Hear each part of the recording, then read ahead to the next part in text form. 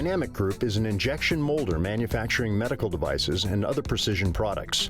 The Minnesota-based contract manufacturer has installed 3 universal robots to handle repetitive tasks in injection molding and packaging applications.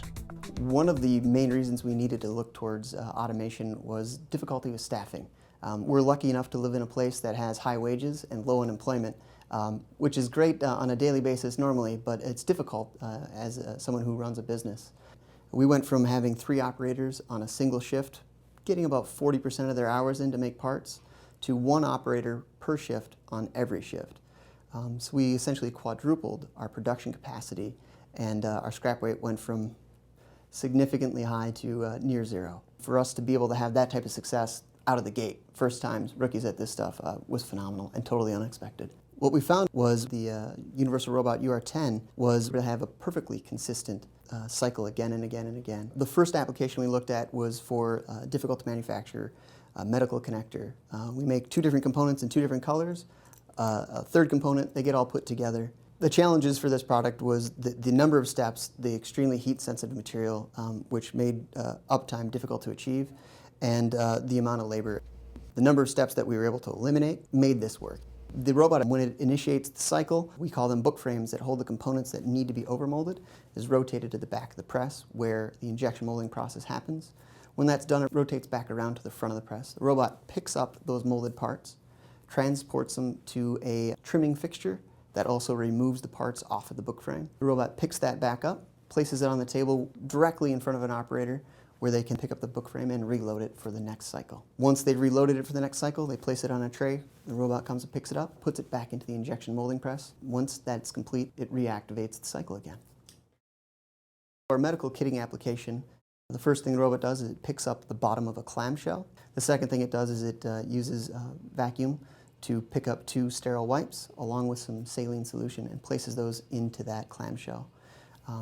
Once it's done that, it slides the full clamshell onto a conveyor and repeats the cycle. Previously, we used 6 to 7 employees at once to do the kitting application, and very fast pace and very high volume. It wasn't sustainable. So now we're able to run it with as little as 2 people. Our third application uses actually a traditional Cartesian robot, and there's a handoff to our UR. It was a very challenging operation for the operator to keep up, making sure the parts didn't fall and trimming them as well. Now we still use 1 operator, but they can be there 1/4 of the time they could otherwise. The UR does a great job of grabbing those parts from the Cartesian, getting the gates trimmed, and palletizing them, ready for an operator to quickly inspect and package.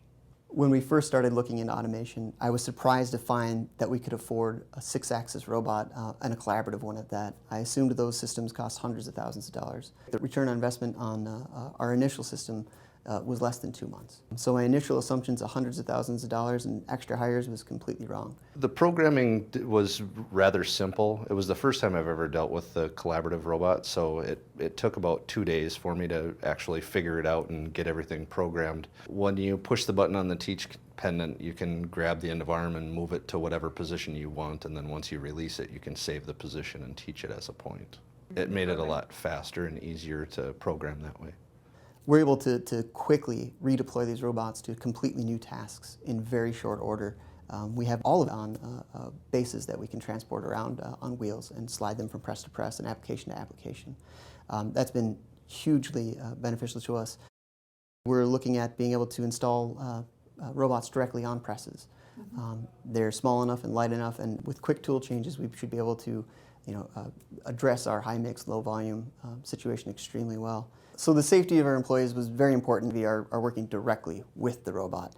There is no fence in between. I asked our partner's Bros to show me how the safety system works, and we wrote up a program that allowed me to walk in its way as it swung back and forth. I was pleasantly surprised. It didn't hurt, and it sensed me immediately and stopped, just like I'd want it to. When there is a safety stop, the operators are able to look at the screen without any assistance from a programmer or an engineer, interact 2 quick buttons, so uptime's fantastic with these systems.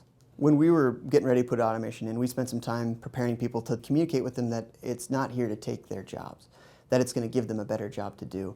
When I was younger, I'd see, we started seeing robots, pop up, in the 90s and stuff, and I never would have believed that I get to work with robots one day. I think it's awesome. My work was a little bit more strenuous without the robot, but now that we've got them, I mean, it's made my days go by a lot easier, faster, and it seems like it's made everything run more smoothly. It's the future. I mean, what a time to be alive, I mean.